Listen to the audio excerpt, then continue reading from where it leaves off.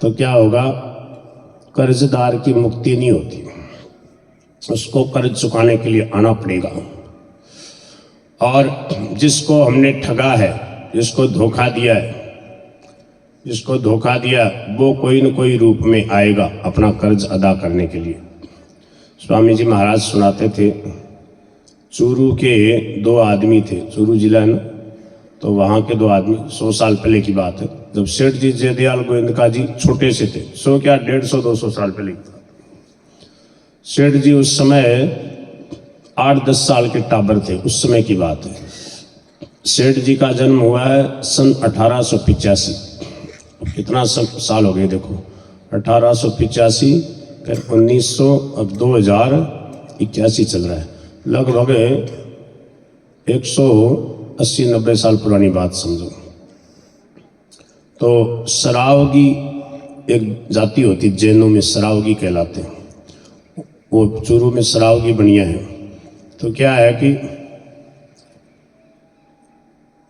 उनके हवेली के पीछे चोर लोग जो थे, सेंध लगा करके, सेंध समझते हो, पहले क्या है कि लोग मकान के ऊपर छत पे सो जाते गर्मियों में, या बाहर चौक में सो जाते थे, और चोर लोग क्या करते, पीछे से दीवार को तोड़ करके अंदर ही अंदर कुछ करके छेद करके उसमें एक आदमी घुस जाता पीछे से। कच्ची दीवार होती थी, मिट्टी की दीवार, आजकल तो बहुत मजबूत बनाते हैं ना, मिट्टी के मकान, मिट्टी के दीवारें होती थी, तो उसमें सेंध लग जाती, मतलब उसके अंदर छेद कर लेते, जिसके अंदर एक आदमी घुस जाए और सामान लेकर के दूसरों को पकड़ा दे, पीछे से चोरी कर लेते थे। तो ऐसे ही, तो वो बात एक लड़के ने बता दी, बीमार लड़का पड़ा था। कैसे बता दी, तो वो कर्ज अदा करने के लिए आया था कोई। हुआ क्या था कि एक व्यक्ति चूरू से कमाने के लिए गया बंबई की तरफ, उस समय की बात है। तो क्या हुआ कि एक व्यक्ति को उन्होंने लूट लिया, उसके पास में 10,000 या ऐसे कुछ रुपए थे, उस समय 10,000 बहुत होते थे, 10,000 रुपये, 200 साल पहले की बात।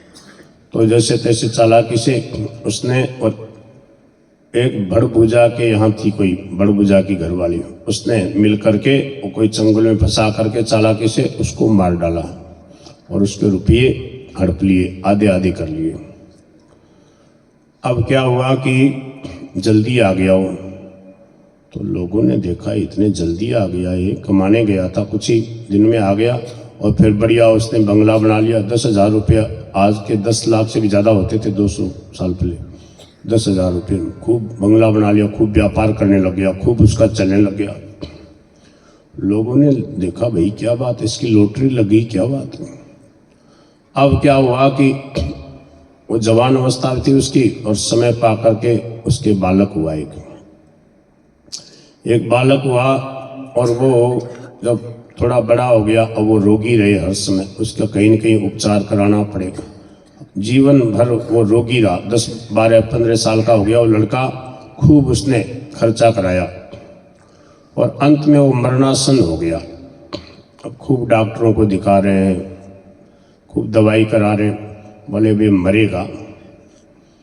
अब क्या हुआ कि जब वो मरने वाला था, लोग इकट्ठे हो जाते हैं जब जाने वाला होता, भाई लड़का इतने दिन से बीमार रहा, अब जाने वाला लगता, आज अंतिम श्वास गिन रहा है।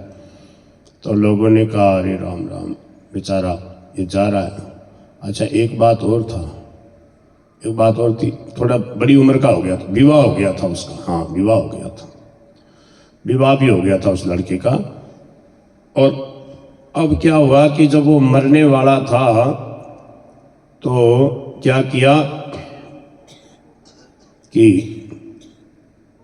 जोर से उसने बोला, वो जो रोने लग गया ना, उसका पिताजी रोने लग गया, तो वो बैठ गया लड़का, एकदम स्वस्थ जैसे बैठ गया, बिछोने पे बैठ गया। बोले अब क्यों रोता है, ऐसे बोला जोर से। बोले तब तेरे अकल नहीं आई, तूने मेरे को लूट लिया था, वही कर्ज अदा करने आया हूँ, जिसको तुमने लूटा था ना मैं वही हूँ। 10,000 रुपये मेरे से लूट कर मेरी तुमने हत्या कर दी थी,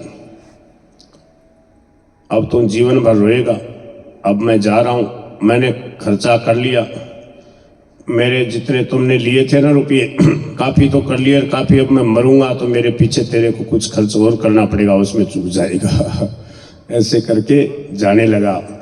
तो लोगों ने कहा रुको रुको, बोले आप मर रहे हो? बोले हाँ मर रहा हूँ। बोले चलो ये, तो वो जब पिताजी को उसने ऐसे फटकारा तो लोगों ने कहा कि हाँ हमें भी ऐसा लग रहा है। उस समय जब 20 साल पहले ये व्यापार करने गया, बहुत जल्दी आ गया था, बहुत सारे रुपये लाया था। अब समझ में आया कि ये ठग के ही लाया था, चोर करके लाया था, मार करके लाया, हत्या करके लाया था। अब वो जो पिताजी थे ना, जो ये काम करके आए थे, बदमाशी करी, उसको मार दिया था, रुपये लूट के लिए आए थे। तो बोले नहीं नहीं नहीं, ये सन्नीपात में बकरा है। तो वो लड़का बोले सन्नीपात में नहीं बकरा हूँ, बिल्कुल होश में हूँ, मेरे को सब याद है, मैं जीवन भर से देख रहा हूँ, मेरे को पिछले जन्म की सब याद है, तूने मेरे को कैसे कैसे मारा था। तो लोगों ने कहा कि चलो ये तो दुख पाएगा, ये जो तुम्हारी पत्नी है इसका क्या कसूर है, ये विधवा होके जिएगी। बोले जीवन भर दुख पाएगी, इसने मिलकर के साठ गांठ करके मेरे को लूटा था, ये भी हत्या में शामिल थी। समझ गए, ये बड़भुजारिन थी, बड़भुजा की घरवाली।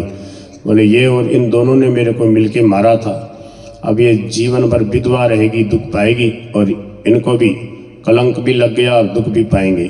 तो ठगी धोखेबाजी से किसी का रुपया ले लिया तो फिर देखो ये दशा होती है। अब लोगों को मालूम नहीं पड़ता है, अब उसको तो वो एक केस ऐसा हो गया कि उसको पिछले जन्म की बात याद थी, पर ऐसे कितने केस चल रहे हैं संसार में, लाखों, जो दूसरे जन्म का जो है कर्ज अदा करना पड़ रहा है। कोई नालायक बेटा बन के आ जाएगा, कोई नालायक भाई बन के आएगा, कोई नालायक स्त्री बन के आ जाएगी। अब देखो जब उसने ये बात कही, लोगों ने विश्वास किसी ने किया, किसी ने नहीं किया। बोले अगर मेरी बात पे विश्वास नहीं हो तो अभी शराबगियों के मकान के पीछे चोर लोग सेंध लगाकर चोरी कर रहे हैं, जाओ देख लो, वो बात सच्ची हो तो मेरी बात सच्ची मानना। ऐसे कहा तो लोग दौड़ के गए तो लोगों को आते देखा तो चोर भाग गए, देखा कि सेंध लगा करके और चोरी हुई है। अब दूसरे दिन सेठ जी जयदयाल गोविंदका जी कहते पूरे चूरू में वो बात फैल गई, अल्लाह हो गया। तो खूब लोग, हजारों लोग आए देखने के लिए सुबह सुबह। तो सेठ जी जयदयाल गोविंदका जी कहते हम टाबर थे, 8-10 साल के बच्चे थे उस समय। तो बोले हम भी गए, बच्चे गए, और फिर बोले कि हम गए वहाँ पर जा कर के फिर हम भागे आए। क्यों? बोले कोई हमारा नाम नहीं लगा दे। सेठ जी हंस के कह रहे थे, छोटे बच्चों को डर रहता ना कि भाई चोरी हुई है, कोई हमारा नाम नहीं लगा दे। थोड़ा वहाँ देखा फिर भाग के आ गए। तो ये कहानी स्वामी जी भी कहते थे, सेठ जी भी कहते थे। स्वामी जी की एक पुस्तक है सुंदर समाज का निर्माण, उसमें ये कहानी लिखी हुई है।